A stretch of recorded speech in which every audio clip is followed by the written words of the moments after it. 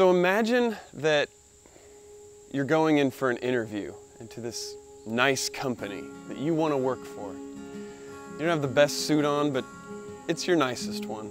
And you go in for an interview. You think you do okay, and on your way out, you're going down a long hallway. This hallway is bright red, and you're just amazed at how bright the red is.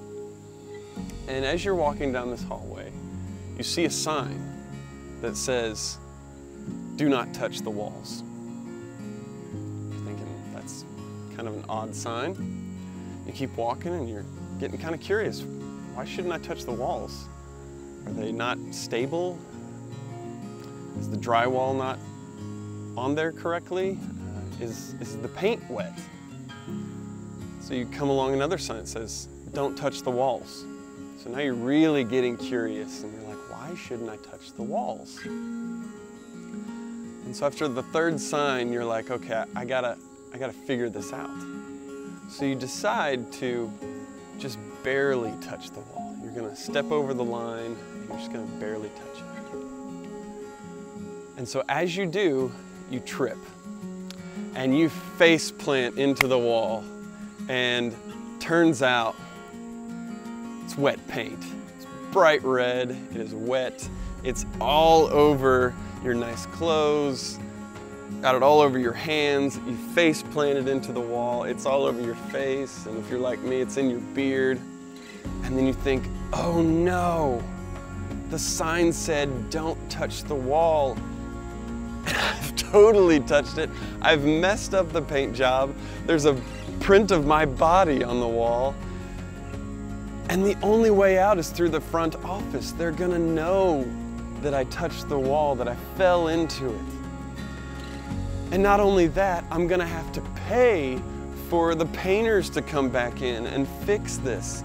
And there's no way I'm getting that job. So you're kind of working yourself up for that office and trying to explain, and maybe you think maybe I'll lie and try to get out of it, and no, we shouldn't lie, and you come around a corner and there is the operations manager of the entire company. It's actually the son of the owner of the company, and you are covered in red paint. You are guilty. And you think, great, I'm busted. And the operations manager looks at you and he says, well, can you show me where you messed up? And so you reluctantly say, yeah, it's back here. And you walk him back down the hallway and you show him where you fell. You show him where you messed up. And he just looks at it and you're just waiting for him to drop the hammer. And he doesn't. He goes to a maintenance closet and he gets out a bucket of paint. And you think, no way. He's dressed in this nice suit. He's second in command of the entire company. And he gets a roller and he takes off his suit jacket, lays it aside, rolls up his sleeves, pops open the bucket of paint, dips the roller in there, and goes to town righting your wrong. Completely covers it as if it never had happened. You think, wow, this is amazing. He's not above doing this kind of work. And it gets crazier. He looks at you and says, we should probably get you cleaned up. You probably don't want to go home in your car like that. And you think, what? This guy's gonna help me after what I've done? So he takes you up to his office, and he has a personal bathroom just off his office with a shower, and he says, you start taking a shower and washing off. I'm gonna go get you some more clothes. And you say, I don't have any other clothes. And he says, it's all right. I'm gonna run down to my personal tailor and I'm gonna get you a new suit. So you're flabbergasted. You wash it off and he goes down, he gets you a brand new suit, looks just like his. It's got the family company crest on it. And he gives it to you, has it tailor fit to you. It fits perfect. And he clothes you in his clothes. And you think, wow, this is amazing. And then it gets crazier. He looks at you and says, hey, why were you here? And you tell him, I was interviewing for a job. And he says, well, I don't want you to have that job. I want you to work with me. I want you to be on my team. and I'm going to set you over certain things. And you are just flabbergasted. I've totally messed up. I've done nothing to earn this guy's approval. And he comes up, fixes my mess, cleans me up, clothes me in his clothes, and offers me a job. Can this day go from being so bad to so good? I don't know how it could. And so he walks you down to the office, and this time you're not afraid of the office, are you? You've been cleaned up, the wrong has been righted, and you have the operations manager of the company, the vice president, if you will. So I'm sure a few of you by now have figured out why I'm telling this story. If you haven't, let me explain it a little bit. Touching the wall is wrong, obviously. It's sin, right? And there's a sign that says, don't touch the wall.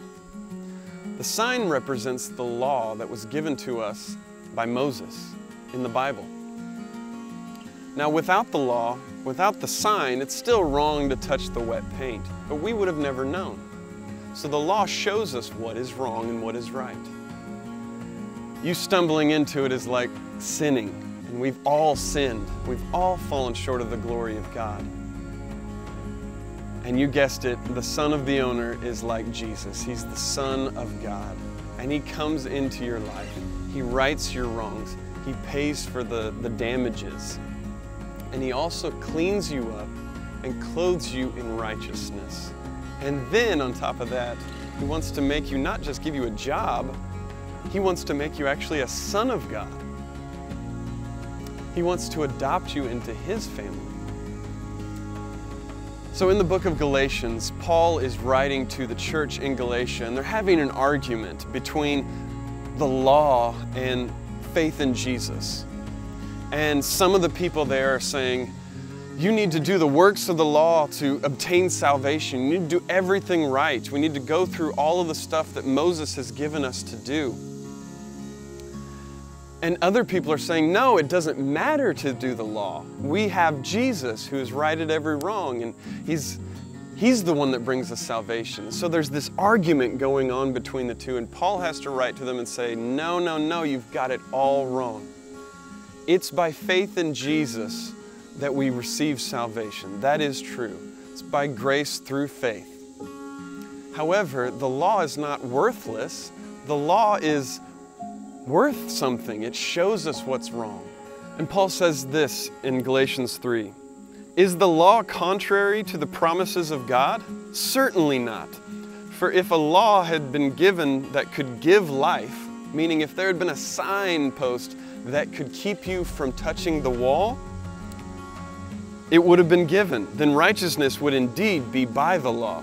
But the Scripture imprisoned everything under sin so that the promise by faith in Jesus Christ might be given to those who believe.